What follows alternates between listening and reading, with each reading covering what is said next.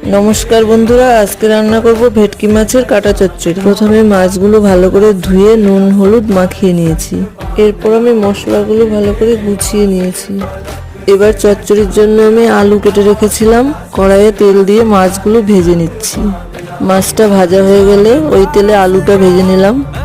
এবার তেলে গোটা গরম মশলা, রসুন, জিরে ফোড়ন দিলাম।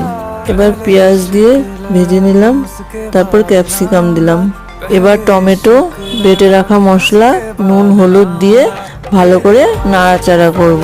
মশলাটা ভাজা ভাজা হয়ে গেলে অল্প করে একটু জল দিয়ে নেব। জল ফুটে এলে ভেজে রাখা মাছ, আলু দিয়ে দেবো।